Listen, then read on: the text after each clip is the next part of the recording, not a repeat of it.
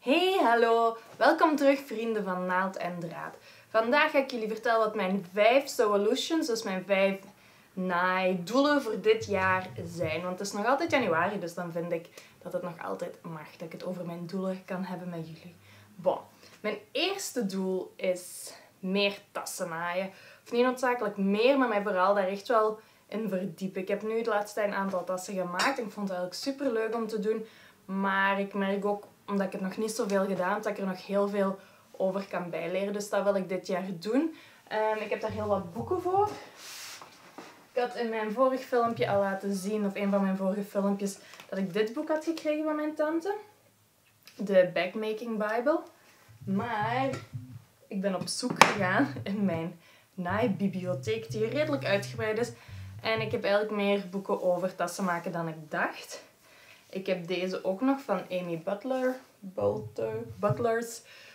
Butler's Style Stitches. Daarin staan ook alleen maar tassen.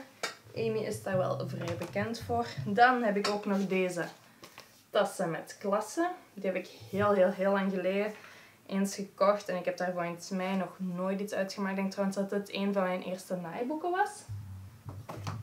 En dan deze 2 boeken zullen voor jullie waarschijnlijk geen onbekende zijn. Mijn tas en de tas van Annelies. Dus dat zijn de boeken die ik heb.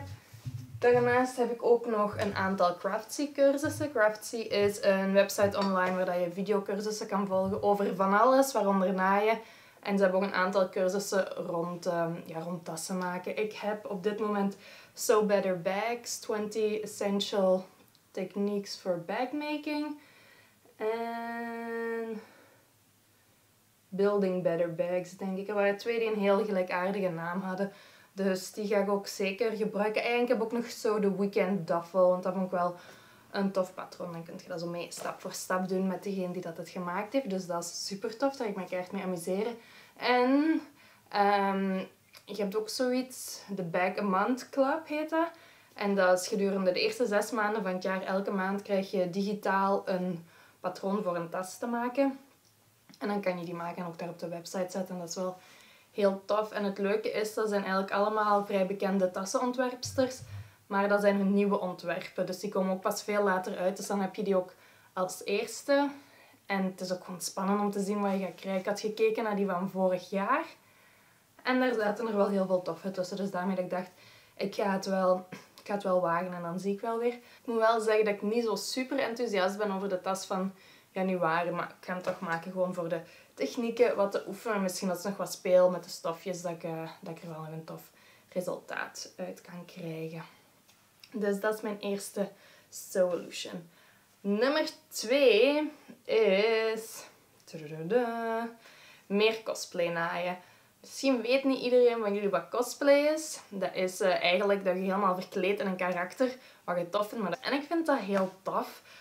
Zoals de meeste van jullie weten, vind ik sprookjes echt super leuk. Ik heb ook voor het sprookjesthema van Sewed Up daar toen een blogpost voor hun over geschreven, een gastpost, over u laten inspireren door sprookjes als je iets maakt. Dus ja, daar heb ik wel heel veel zin in. En dat is al jaren dat ik zeg, oh, ik wil dat meer doen en meer tijd in steken. Ik vind dat kei tof en het is ook gewoon technisch een hele uitdaging. En ik doe dat eigenlijk nooit. Ik heb vorig jaar een trompakje gemaakt. Maar dat was eigenlijk al een beetje kapot voordat ik daar foto's van kon nemen. Dus ik hoop nog altijd wel te herstellen dat het ooit wel op YouTube of op mijn blog komt. Dan denk ik mijn filmpje beter, want dat is echt met lichteffectjes en zo. Dus dat was wel extreem cool. Maar dus ik wil van die dingen dus vaker doen in het komende jaar. Nummer 3. Bewust meer naaitijd inplannen. Ik heb heel vaak het gevoel dat ik zo wat tussen de soep en de pataten zit te naaien. En dat is niet zo tof. En dan krijg ik niet af wat ik af wil hebben. En dan zit het allemaal warrig in mijn hoofd. En dan lukt het niet. En ik denk dat veel mensen die naaien dat wel ook ervaren. Daarom dat ik heel bewust echt naaitijd wil inplannen. Hetzelfde als mijn tijd voor mijn blog, voor mijn YouTube, voor foto's te maken. Over alles gewoon veel bewuster tijdsblokjes afbakenen. Omdat dat dan gewoon volgens mij veel beter gaat. Dat is logisch. Dus gelijk vandaag. Vandaag heb ik een dag gereserveerd voor foto's maken. En voor filmpjes maken. En hier ben ik nu bezig en al mijn foto's zijn al gemaakt en het is nog niet eens 1 uur geweest. Solution 4 is mijn atelier opgeruimd houden. Als ik nu rond mij kijk, is het een redelijk harde mesthoop. En ik ben er ook echt wel achter gekomen dat ik eigenlijk meer spullen heb dan hier fysiek in passen. Tenzij dat ik heel mijn kamer vol met kasten prop, maar dat wil ik niet. Dus daarmee ik moet op zoek gaan naar een manier om mijn spullen te verminderen. Ik heb er ondertussen ook wel weggedaan en mijn kritisch oog naar gekeken. En daarnaast wil ik ook gewoon zien dat mijn naaikamer ook meer opgeruimd blijft. Ik merk ook de dingen die echt een vaste plek hebben, die blijven daar liggen. Die zijn altijd opgeruimd, maar zo de dingen die niet echt een plekje krijgen, dat fladdert altijd zo wat overal rond. En dat wil ik ook vermijden. Ik heb ook voor mezelf besloten dat aan het begin van het jaar het vooral gaat om moeite doen om oplossingen te vinden om het opgeruimd te houden. En dan tegen het einde van het jaar is het wel de bedoeling dat het gewoon helemaal spik en span is. Dus ik geef mezelf nog een beetje tijd om erin te komen. Ik vind het ook een beetje moeilijk om dingen weg te doen. Ik heb daarvan geen vreemde. Maar dus ja, dat maakt dat soms dan ook nog wel wat extra lastig. Solution 5. Ik heb er trouwens 6. De 5e, dus de voorlaatste, is dat ik ook zelf terug wat workshops wil volgen. De afgelopen jaren heb ik zelf ook gewoon veel workshops gegeven. Ik vind dat kei tof om te doen. Maar ik wil zelf ook af en toe nog eens teruggaan en ook nieuwe dingen leren. Dus dat ga ik doen.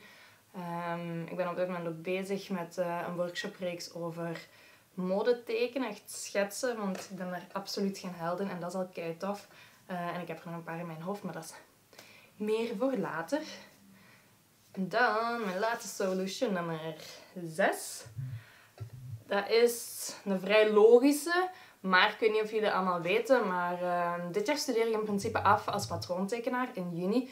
Dus dat is ook echt wel een doelstelling om het ook effectief te halen, want het is veel en het wordt alsmaar meer, zeker als je dat goed wilt doen.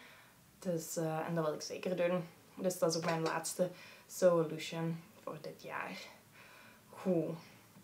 Nu ben ik ook al nieuwsgierig of jij ook iets opgeschreven hebt. En ik vind dat opschrijven ook heel hard werkt. Of wat uw naaidoel is dit jaar. Dat mag er 1 zijn, dan mogen er meerdere zijn. Dan mag je allemaal kiezen. Ik ben gewoon heel nieuwsgierig of dat je doelen hebt gesteld. En als je die gesteld hebt rond naai of alle doelen, dat wil ik ook wel weten, wat dat dan juist is. Goed, heel erg bedankt voor het kijken. Als je het filmpje leuk vindt, is het tof als je een duimpje omhoog geeft. En als je altijd op de hoogte wilt blijven van mijn filmpjes, kan je best even abonneren. Hier beneden staat een knopje en ik zal het nog wel ergens zetten. En vergeet ook niet, mijn vorige filmpjes kan je hier zien. En dan is er gewoon nog meer plezier. Doei!